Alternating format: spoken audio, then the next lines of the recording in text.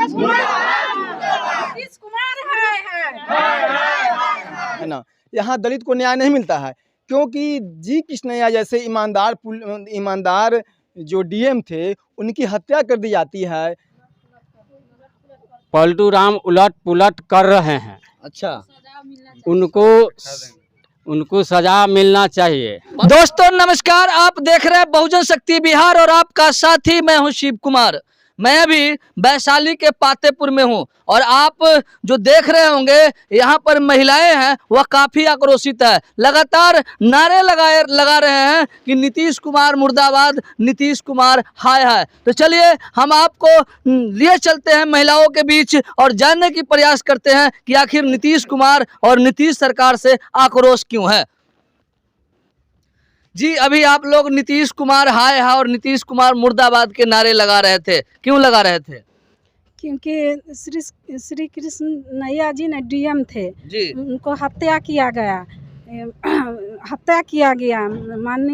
माननीय नीतीश कुमार उनको जेल से रिहाई कर दिए। मानो जो हत्यारा आनंद मोहन थे उनको कानून में जो संशोधन किया गया था कुछ दिनों पहले, जो आनंद मोहन थे उनको कानून में संशोधन करके बाहर निकाला गया, इसके विरोध में है आप लोग? जी, क्या कहना चाहते हैं कि फिर दोबारा जेल जाना चाहिए? मैं कहना चाहता हूँ माननीय नीतीश कुमार मुख्यमंत्री से कि उनको फिर से जेल में रखा जाए, सजा दिया जाए। कानून में संशोधन करना किसी मुख्यमंत्री को करवाना क्या उचित था? हाँ, नहीं था। अगर उनको 15 साल के लिए अगर जीवन कारावास मिला तो काहे जीवन के लिए अगर फांसी का सजा आजीवन कारावास मिला तो 15 साल में क्यों रिहा हो गया?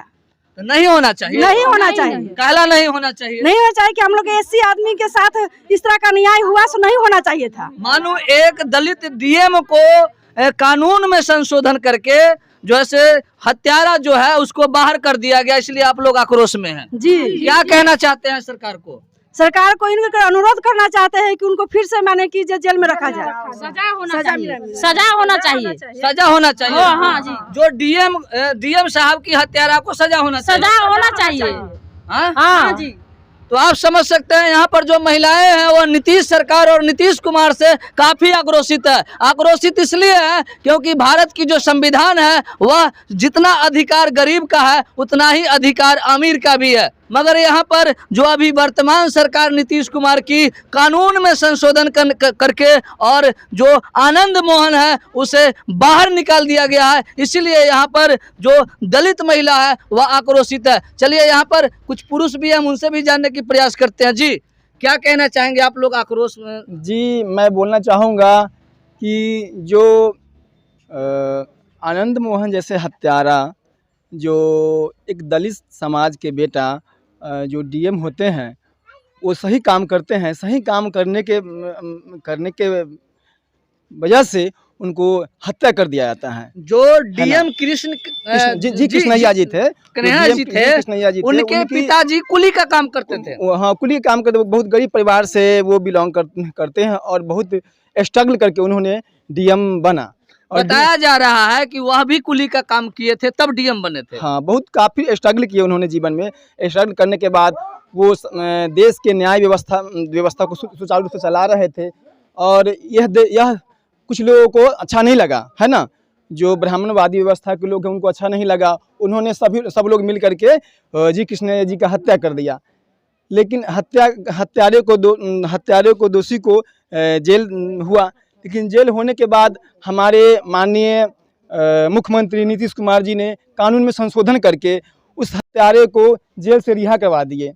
तो ये अन्याय है, अनुचित है, ये सरासर गलत है। क्योंकि जहाँ एक गरीब परिवार, जहाँ एक दलित परिवार का बेटा जो प्रशासनिक बड़े पद पर है, उनके अच्छा कार्य को लोग देख करके और जो न्यायिक व्यवस्था सुचारू रूप से चला रहे थे उनको देख करके उनको अच्छा नहीं लगा।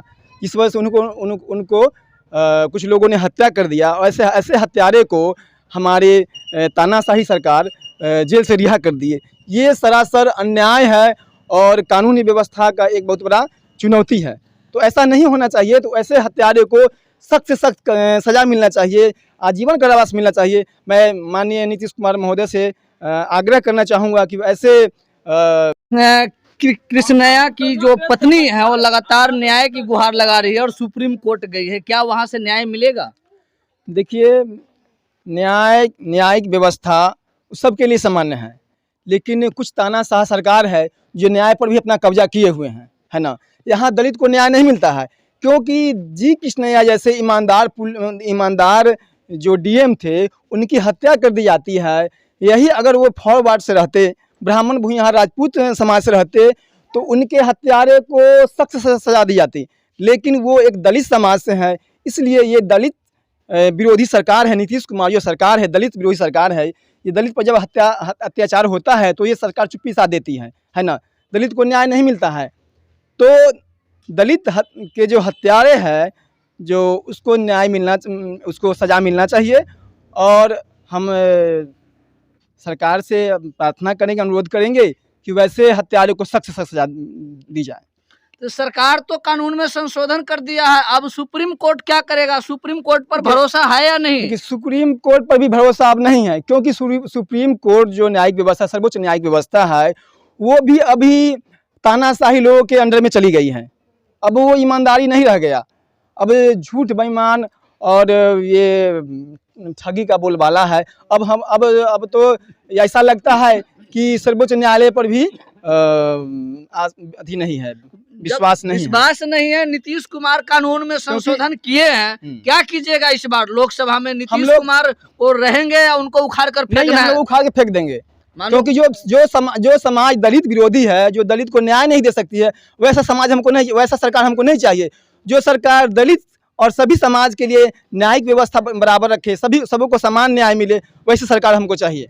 तो आप समझ सकते हैं जो नीतीश जी की जो सरकार है, उनका जो आगामी लोकसभा चुनाव है उनको चुनौती देने के लिए दलित जो है वह तैयार है और अपनी वोटों से उनकी बहिष्कार करेंगे, उनको जो है से उनको दरकिनारा करने का संकल्प ले रहे हैं। और यही डीएम साहब का जो हत्या हुआ है, उनके हत्यारों को उचित जो कानूनी कार्रवाई है, जो कानून में संशोधन हुआ है, पुनः सुप्रीम कोर्ट से गुहार भी लगा रहे हैं दलित परिवार और दलित समाज के लोग कि उन्हें आजीवन कारावास फिर दोबारा होना चाहिए और जो हत्यारे हैं उन्हें जेल के सलाखों में होना चाहिए। हमारे बीच चाचा, हम इनसे भी जानने की प्रयास करेंगे।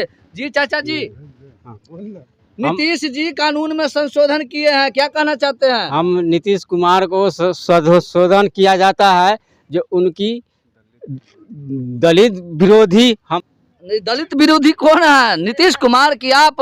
हाँ, हम नीतीश कुमार है। अच्छा, नीतीश कुमार दलित विरोधी हैं? हाँ। कैसे कहते हैं आप? जी क्या कह रहे हैं? जो चाचा जी कह रहे हैं नीतीश कुमार को दलित विरोधी है, वो कैसे है?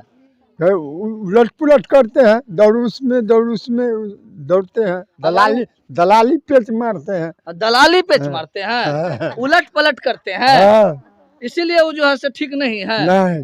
क्या कीजिएगा इस बार? हटा देंगे उनको हटा दीजिएगा। वो अच्छा नहीं है। नहीं, वो डीएम साहब के हत्यारे को जेल से निकाल दिए हैं।